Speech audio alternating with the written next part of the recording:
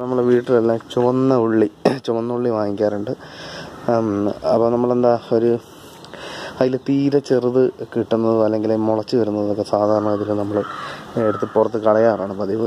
അങ്ങനെ കളയുന്നതിന് പകരമായിട്ടത് ഇതേപോലെ ഒരു ചെറിയ ഗ്രോ ബാഗിൽ നട്ട് വെച്ച് കഴിഞ്ഞാൽ നമുക്ക് ലക്ക് ഉണ്ടെങ്കിൽ അതിൽ നിന്ന് നന്നായിട്ട് ഉള്ളി ലഭിക്കും.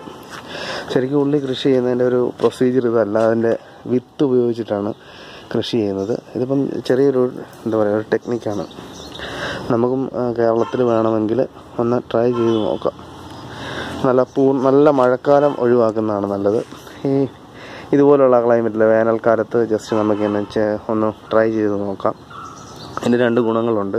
ഇതിൻ്റെ നന്നായിട്ട് വരുന്ന തണ്ട് നമുക്ക് തോരൻ വെക്കാം. പിന്നെ ഭാഗ്യമുണ്ടെങ്കിൽ നമ്മൾ നേരത്തെ പറഞ്ഞ പോലെ തന്നെ നമുക്ക് കുറച്ച് ഉള്ളിയും ലഭിക്കും. അപ്പം നമ്മൾ നടുന്ന ഒരു ചെറിയൊരു ഉള്ളിയുടെ പീസ് നട്ട് കഴിഞ്ഞാൽ അതങ്ങ് അഴുകി പോവുകയും അതിൽ നിന്ന് 3, 4, 5 ശിഖരങ്ങളൊക്കെ ഉണ്ടായിട്ട് അതിൽ 5-6 ഉള്ളി ലഭിക്കും. നമുക്ക് നോക്കിക്കഴിഞ്ഞാൽ കാണാം. കണ്ടില്ല, ഇതൊരു ചെറിയൊരു പീസായിരുന്നു. അതിൽ നിന്ന് ഇത്രയും ശിഖരങ്ങൾ വന്നിട്ടുണ്ട്. ഇതൊക്കെ ചെറിയ ഉള്ളിയായിട്ട് ഇത് വന്നുകൊണ്ടിരിക്കുകയാണ്. ഒരു ചെറിയ മുട്ടിൽ ഉണ്ടല്ലേ. ഇതൊരു പൂർണ്ണമായിട്ട് വളർച്ചയായിട്ടില്ല. ഇതിനു മുമ്പ് ഞാനിതുപോലെ ട്രൈ ചെയ്ത് നോക്കിയിട്ടുണ്ട്.